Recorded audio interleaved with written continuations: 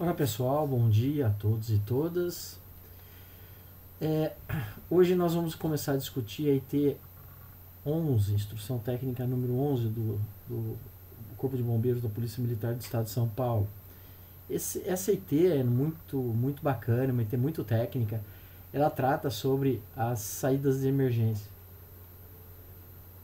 né? Então assim, é, a, deixa eu pegar aqui. Tá. Então a aplicação da IT 11, ela ela é para todas, ela é para todas as edificações, né? Com apenas uma pequena exceção para aquelas classificadas como F3, F7, com população total superior a 2.500 pessoas, né? Centros esportivos, centros de exibição ao público, etc. Então aí não aplica, aí tem que aplicar a IT12, tá? Mas caso contrário, bom, enfim, essa IT, a IT11 praticamente para tudo, né? Nos procedimentos, falando um pouquinho dos componentes de saída de emergência, né, a norma prevê que a saída de emergência ela compreende a rota de saídas horizontais, né, quando houver, e as portas, o espaço livre exterior, as escadas ou rampas e também elevador de emergência, quando for pertinente, evidente. Né? Para o cálculo da população, na realidade, as saídas de emergência, elas são dimensionadas pelo cálculo da população da edificação, que nós vamos estar vendo não exatamente hoje, mas na sequência do conteúdo a gente vai estar vendo isso, né? E a população de cada pavimento da edificação é calculada pela tabela do anexo, a tabela 1 do anexo A, aqui também, que a gente vai ter oportunidade de fazer prática nisso. Exclusivamente para o cálculo da população, pode ser incluída algumas áreas podem ser incluídas no cálculo, incluído no cálculo das áreas de pavimento, tá? Agora, existem também algumas que podem ser excluídas. Aí eu dei uma grifada aqui, só para a gente ter uma ideia. Então, por exemplo, sanitários para todas as edificações, corredores e elevadores para ocupações D e E, áreas de elevadores nas ocupações C e F, espaços ocupados por brinquedos e espaços ocupados por equipamentos destinados à atividade física, né? Na divisão E3. Eu busquei aqui o decreto estadual, o 63.911, e aí ele te traz aí que a ocupação A é residencial, B, serviço de hospedagem, C, comercial, D, serviço profissional, E, educacional e cultura física, F, local de reunião público, G, serviço automotivo e assemelhados, H, serviço de saúde institucional, I, indústria, J, depósito, K, energia, L, explosivo, M, especial, né? Então assim, não precisa decorar, mas é só para ter uma ideia de que essas são as ocupações padronizadas e a divisão está aqui, A1, A2, A3, B1, B2, C1, C2 e C3, e ele dá a descrição do que é. Por exemplo, C3 é shopping center, né? Então se a gente pegar aqui na questão do que pode ser excluído, né? Então, por exemplo, corredores e elevadores, ocupações D e E. Então, se a gente pegar aqui D e E, serviços profissionais, por exemplo, agência bancária, laboratório, né, e outras coisas aqui. E o E é educacional, né? Escolas, espaços de cultura física, centro de treinamento, etc. Né? Nas áreas de elevadores, nas ocupações, C e F. Então, C, comercial, por exemplo, shopping center, e F, local de reunião público. Aí sim, boate, recreação pública, instalação, clube social, arte cênica, estação e terminal de passageiro, centro esportivo de exibição, etc, etc. Né? Depois ele fala aqui também do espaço ocupado por brinquedos, divisão F6, clube social e salão de festa. E por último ele fala de espaços ocupados por equipamentos destinados à atividade física, E3. Né? Você pega E3 aqui e fala espaço para cultura física. Né? Então tá aí. Isso é só para ter uma ideia, né, gente? De áreas que podem, população que. Áreas que podem ser excluídas desse cálculo. No dimensionamento das saídas de emergências, são muitas regras sobre a largura da saída, né? Os acessos eles são dimensionados em função do pavimento que sirva na população. E as escadas, rampas e descargas são dimensionadas em função do pavimento de maior população. Então ele faz uma diferenciação de acesso para elementos de escada, rampa e descarga. Né? A largura das saídas, né, ou seja, dos acessos, escadas, descargas, é dada por essa formuleta aqui, N igual a P sobre C, onde N é o número de unidades de passagem, P é a população tabelada, tá? Tabelada, e C é a capacidade de unidade de passagem, também é tabelado. Então P e C é tabelado, a gente ainda vai trabalhar com isso, tá? Esse N, número de unidades de passagem, ele é padronizado, tá? Então assim, ó, unidade de passagem, largura mínima para passagem de fluxo de pessoas, fixada em 0,55 metros. Então, o N, o mínimo é 0,55, tá? E a largura mínima é calculada pela multiplicação do N pelo fator 0,55. Então, deu aqui, sei lá, P sobre C deu 2. Então, a largura vai ser 2 vezes 0,55, 1,10 m. Tá? Mais ou menos essa ideia, tá? E isso representa a largura total das saídas. A largura mínima total das saídas. Se considerar todas as saídas de emergência, o mínimo tem que dar essa largura, tá bom? Bom, quando houver mais de uma saída, é aceito somente o que for múltiplo de 0,55, de uma unidade de passagem. Então, se eu vou colocar duas saídas, eu tenho que usar o dobro de 0,55, tá? Ou melhor, eu tenho que usar múltiplo disso. Bom, mais ou menos, você vai ver aí que vai ter outras considerações, né, que está aqui, inclusive. Então, as larguras mínimas a serem adotadas. A largura mínima da saída de emergência, para acesso, escada, rampas ou descarga, agora é da saída de emergência. A largura mínima, né, ela é de 1,20 m para as ocupações em geral. Mas existem algumas exceções que aumentam para 1,65 m e 2,20 m, tá? Então, basicamente tem a ver com hospitais, né, do grupo H. Exigência adicional sobre a largura da escada. A largura das saídas deve ser medidas em sua parte mais estreita. Então, por exemplo, se nós temos uma saída aqui, eu posso até ter aqui mais de 1,20 m, né, não sei se você consegue ver, né? Você pode até ter 1,20 m ou mais, mas não importa. O que importa são essas partes mais estreitas aqui, ó. Ela tem que dar 1,20 m. Legal? Então, tanto é que ele fala que aqui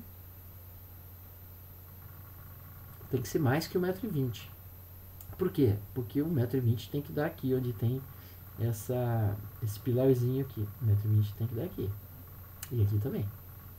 Então, a menor largura tem que ser 1,20 m. As portas que abrem para dentro da rota de saída, lembrando que toda a dinâmica de rota de fuga e das portas de emergência é abertura no sentido do fluxo, tá, gente? Então, não esqueça disso, sempre pensando abertura no sentido do fluxo de pessoas. Então, as portas que abrem para dentro da rota de saída, em ângulo de 180 graus, em seu movimento de abrir, ou seja, ela tem uma abertura mais ampla do que as portas comuns, né? Não podem diminuir a largura efetiva dessa passagem, em valor menor que a metade, né? Então, aqui ele faz uma tratativa, na figura 2, que essa porta de 180 graus aqui, né, quando ela está 90 graus, ainda assim eu consigo ter 1,20 m aqui, ó. É mais ou menos isso que ele quer dizer, tá? É mais ou menos isso, porque ele vai estar obstruindo a passagem, né? Mas ele fala também de outras portas. As portas 90 graus, elas têm que ser instaladas com recuo e o avanço dela não pode ser superior a 10 centímetros. Tá? Então, ela vai falar isso aqui também. Né? Aqui tá aqui, ó. Mas antes disso, olha lá. Sempre mantendo, falando do 180, sempre mantendo uma largura mínima de 1,20 m para as ocupações em geral e 1,60 m para hospitais. Aí ele fala aqui das portas que abrem 90 graus, ela deve estar instalada em recesso de parede, né? De forma a não reduzir a largura efetiva em valor maior do que 10 centímetros. Né? Bom, as edificações do tipo do grupo F, com capacidade de acima de 300 pessoas, serão obrigadas, no mínimo, 2 saídas de emergência com afastamento mínimo de 10 metros entre elas. Tá? Atendendo às distâncias a serem percorridas que a gente ainda não trabalhou. O F está aqui, ó. Locais de reunião de público. Tá?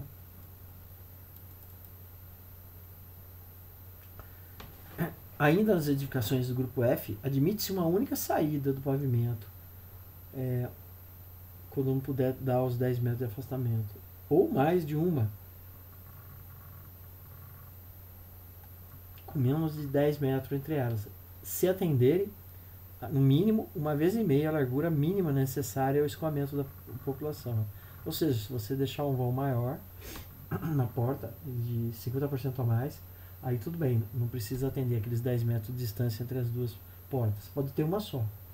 Ou duas em distância inferior a 10 metros. Bom, sobre os acessos, eles têm que estar permanentemente desobstruídos, né? Isso aí vai aparecer várias vezes aqui. Ele tem que ter um pé direito à altura, né? De no mínimo 2,30 metros, mas às vezes não dá por causa de vigas, né? Que tem no teto e tal. Mas de qualquer forma a altura mínima livre tem que ser 2,10 metros, que é mais ou menos uma porta comum nossa, né? De residência, mais ou menos uns 2,10. Tem que estar sinalizado e iluminado, né? Com indicação clara do sentido de saída. Os acessos devem permanecer, de novo, livres. Né? É permitida a utilização de catraca. Eu lembrei até do Cutuca, que tem a catraquinha lá, né? Na entrada, saída. Né? Então pode ter. Na rota de fuga pode ter catraca, mas tem umas regras aqui. Primeiro que o dispositivo ele tem que ser liberado, no caso de falha por energia elétrica, ou em função do acionamento da central de alarme. Né? Se tocar, ele tem que ser liberado. Mas ele pode também, aqui ele não fala que um elimina o outro, né? Mas dá para interpretar que se ele não tem isso, mas que pelo menos ele possui um sistema de destravamento manual, né? E que tenha vigilância permanente. A interpretação diz aqui que são restritivos, né? Tem que ter as duas coisas. Mas eu tenho um pouco de dúvida se quem criou essa legislação realmente pensou em ter essas duas coisas. Né? Bom, de fato eu acho que tem que ter, né? Em função dessa automação aqui, tem que ter uma forma de destravar. Mas enfim, eu acho que as catracas que têm condição de destravar deve passar né, na inspeção. Creio eu, não sei. Seja considerado, para fins de cálculo populacional, a saída de no máximo 50% da lotação prevista para a edificação. Aí ali no Cutuca eu não sei, né? Não sei. Para fins de cálculo de lotação, cada catraca pode proporcionar a saída de no máximo 50 pessoas. Esse item aqui não cabe para o Cutuca, né? Honestamente, quantas pessoas poderiam estar saindo numa situação de emergência ali pelaquela catraca? É verdade que existe os portões lá embaixo, perto da secretaria de alunos, né? Então, isso daí estaria resolvido, né? Então, daria para a gente não pensar e no projeto não calcular, não considerar a área de catraca ali do Cutuca como uma saída de emergência, né? É possível, e necessário, inclusive. Quando a catraca for utilizada na rota de fuga, deve ser prevista saída alternativa com largura mínima de 1,20 m. Então, pode ter um portão lateral. E aí, o que acontece? Você pode abrir esse portão e liberar o pessoal e não depender da catraca. É isso que ele quer dizer. Distâncias máximas a serem percorridas. Bom, aqui também não vai falar, porque ele vai falar muito de anexo, né? Então vai ficar para depois. Mas enfim, essas distâncias tem que considerar o acréscimo de risco quando a fuga é possível em apenas um sentido. De fato, né, gente? Se só dá para fugir para um lado, o risco aumenta, né? Não é mesmo? Redução de risco em caso de proteção por sprinklers, né? Detetores ou controle de fumaça. Então, se tiver esse tipo de controle, o risco cai. E, evidentemente, dá para se percorrer distâncias maiores para procurar uma saída de emergência. E redução de risco pela facilidade de saídas em edificações térreas. Então, a edificação térrea reduz o risco também, que é mais fácil de você sair. O duro é pensar lá na Botkiss, né? Que era absolutamente térreo e morreu 240 e poucas pessoas. As distâncias máximas a serem percorridas para atingir as portas de acesso, as saídas das edificações e os acessos às escadas ou portas de escadas, estão lá nessa tabela 2, no anexo B. Né?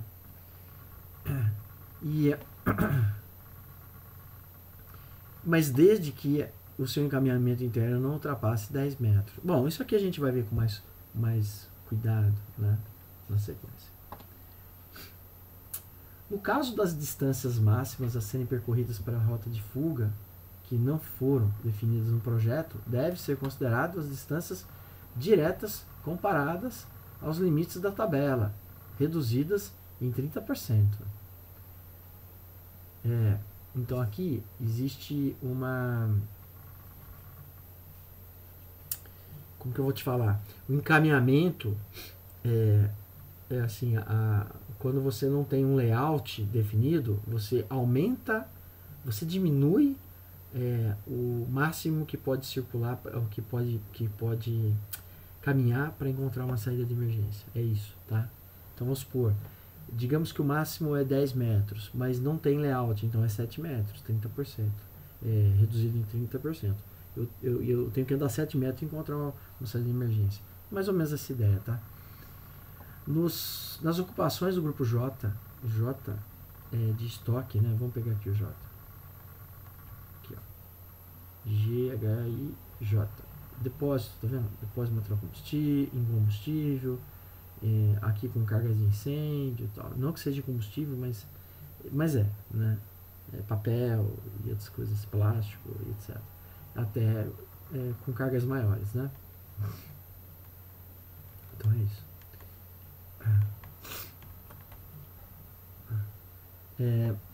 Em que as áreas de depósito sejam automatizadas e sem a presença humana, a exigência de distância mínima a ser percorrida pode ser desconsiderada. Pode. Né? Então, você só tem o estoque, não tem gente, é tudo automatizado, né? Com transelevador, com sistema robótico. Né? Não precisaria utilizar esse critério do encaminhamento interno. Nas áreas técnicas, ou seja, os locais destinados a equipamentos sem permanência humana e acesso restrito, a distância percorrida, ela máxima, é de 140 metros. Então perceba que ao longo do texto ele já vai colocando alguns limites, né? Isso atrapalha um pouco, né, para a gente trabalhar, né? Mas assim, temos que estar atento ao texto, né? Saídas dos pavimentos. A quantidade de saídas de emergência e escadas depende do cálculo da população, né? E vai depender também dos parâmetros de distância na tabela 2, né? E da quantidade mínima de unidades de passagem para a lotação prevista, que é a tabela 1, para saber qual é a largura, né? Os tipos de escadas exigidas para as diversas ocupações, né? Ele também está tabelado nesse anexo, tabela 3, anexo C. No caso de duas ou mais escadas de emergência, a distância de trajeto entre as duas portas de acesso deve ser no mínimo 10 metros, exceto quando o corredor de acesso possuir comprimento inferior a este valor. Aí pode ser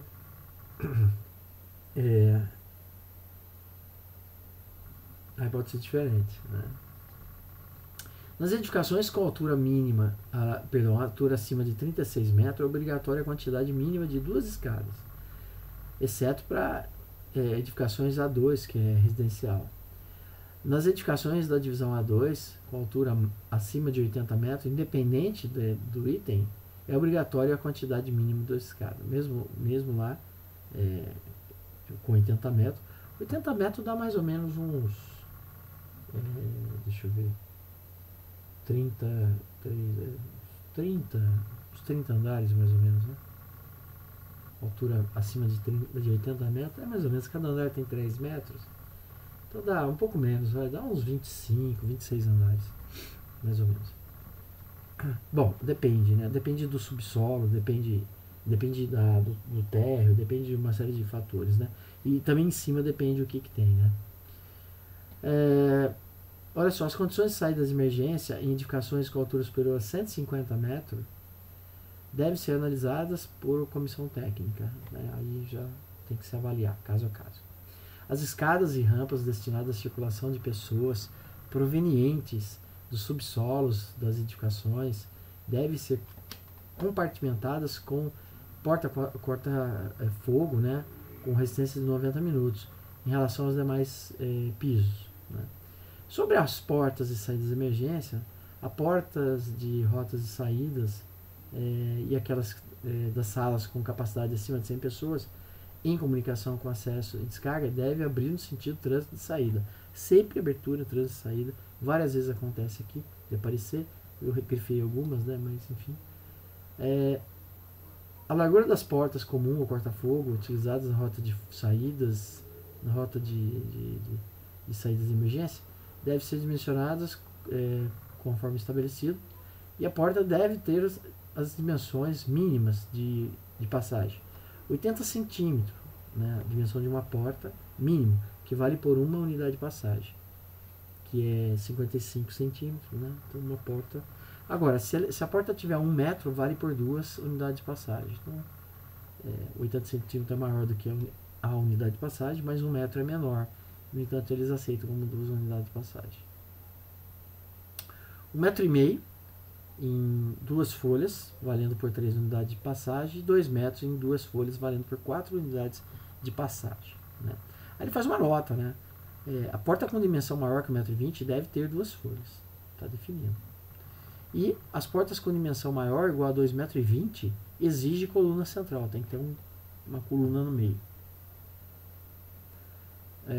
para dar estabilidade, né? As portas de anticâmaras e escadas à prova de fumaça e das paredes corta-fogo devem ser do tipo corta-fogo, né? Lógico. As portas das antecâmaras e escadas similares devem ser providas de dispositivo mecânico automático de modo a permanecerem fechadas, mas destrancadas, no sentido do fluxo de saída, sendo admissível que se mantenham abertas desde que disponham do dispositivo de fechamento quando necessário. Para as ocupações do grupo D, vamos lembrar o que é D? Grupo D, serviço profissional, profissionais, por exemplo, agência bancária, laboratórios, etc., né? IF,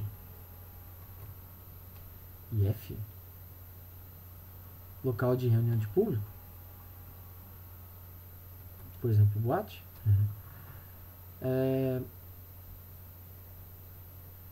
com capacidade total acima de 100 pessoas, é obrigatória a instalação de barra antipânico. Barra antipânico é aquela barra que fica, não sei se vocês já viram, barra horizontal que vai na porta, né? Se não viram, eu mostro aqui, né? É fácil, barra antipânico, aqui,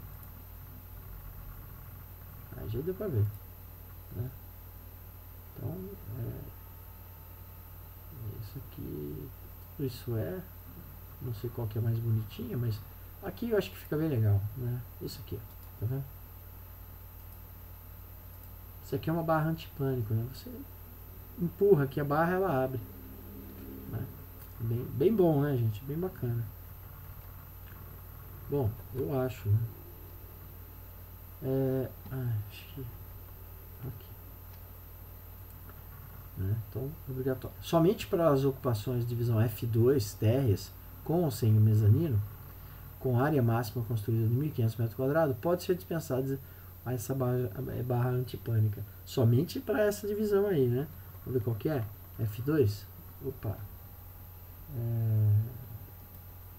F2. Aqui, ó. Local religioso e velório. Bom, sei lá.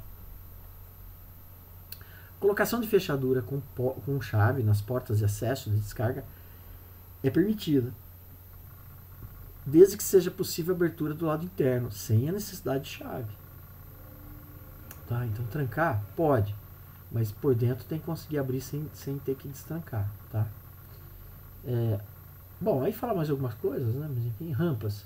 Obrigatoriedade. O uso de rampa é obrigatório no seguinte caso: para interligar áreas de refúgio em níveis diferentes, em edificações de ocupação, divisões H2 e H3, hospitais, né? Até porque também eu imagino como que um monte de maca tem que ter muita rampa mesmo, né? É complicado, né? Na descarga e acesso de elevadores de emergência, quando a altura a ser vencida não permite o dimensionamento equilibrado de degraus de uma escada, ou seja, não cabe colocar um degrauzinho ali, e para unir o nível externo ao nível do saguão térreo das edificações, até para pessoas portadoras de necessidade especial poder entrar, né? Nas condições de atendimento, as rampas não podem terminar em degrau ou soleiras, devendo ser precedidas e sucedidas sempre por patamares planos. Ou seja, você tem uma parte plana, rampa, parte plana. É essa a ideia, tá? Não pode ter escada, rampa e depois escada. Não pode, entendeu? Nem degrau. Os patamares das rampas devem ser sempre em nível, tendo comprimento mínimo de 1,20 m, medidos em direção ao trânsito, sendo obrigatório sempre que houver mudança de direção ou quando a altura a ser vencida ultrapassar 3,70 m. Tá? Então, uma rampa suave, chegou em 3,70 m, tem que ter um patamar até para descanso, né? Isso, 3,70 m não é o comprimento da rampa, tá? É a altura. Então, aí se você usar aí, aqui eu acho que não tem um percentual, acho que uma rampa é em torno de 3% ou 4% de inclinação, alguma coisa assim. E aí, se você fizer por Pitágoras, você vai ter o comprimento dessa rampa, tá? Não é permitida a colocação de portas em rampas. Não se coloca porta em rampa, né? Sempre tem que colocar em patamar, né? O piso das rampas deve ser antiderrapante, né? Ele fala até coeficiente de atrito aqui. As rampas devem ser dotadas de guarda-corpo e corrimão, até porque vai ficando alto, né? Então tem que colocar corrimão e guarda-corpo, né? A declividade, né, da rampa deve ser de acordo com a NBR 9050. E já que a gente está nesse pé de consultar, e eu vou parar minha fala aqui, mas vamos consultar essa 9050. Eu vou lá no Target e vou vamos aqui na NBR 9050. Vamos ver se a gente acha alguma coisa aqui. Achei, visualização para cliente, e eu vou aqui com a minha senha. Essa aqui não.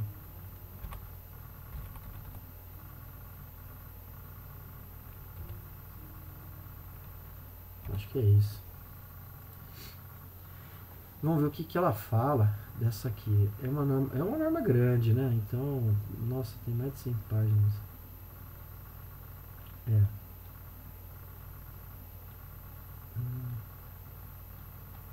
Bom, tem uma norma.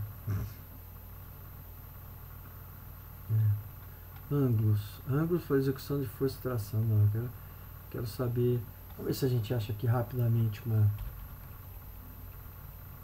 Tá louco. Referências. Achei que ia ser menorzinho. Navegador. Deixa eu vir aqui, tentar no home aqui de novo. Vamos ver. acessibilidade, edificações, imobiliárias, acesso, para acessibilidade, gente, tá vendo? Vamos ver se a gente acha a rampa aqui. Ctrl F, rampa. Rampas. Folha 5 aqui, ó. Patamares, rampa. Rampas. Folha 5 aqui, não sei. Então tá. Vamos lá. Vamos lá na folha 5.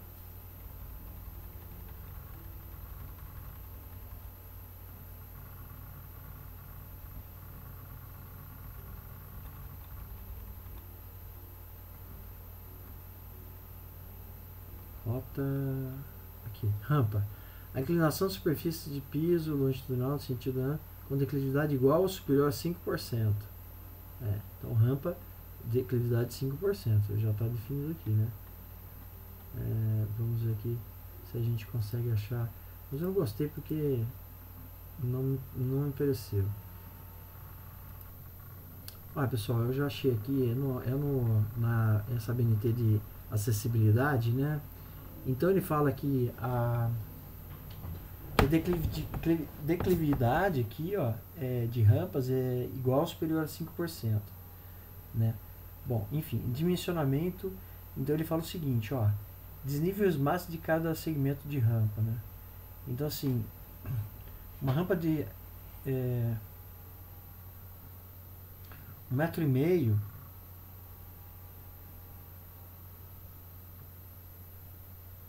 ele chama de segmento, é isso aqui, ó. Inclinação, altura, comprimento, isso. Então tá aqui. Então cada segmento aqui, tá? Então um segmento, ó, desnível máximo de cada segmento de rampa H, que é o H. Se 1,5 m é 5%. Número máximo de segmentos, sem limites. Se encurtar esse segmento, aí a inclinação aumenta. Mas 5% de inclinação, tá? É 5%. É isso aí. Bom, gente, é isso. Pela aula de hoje é isso. E até a próxima.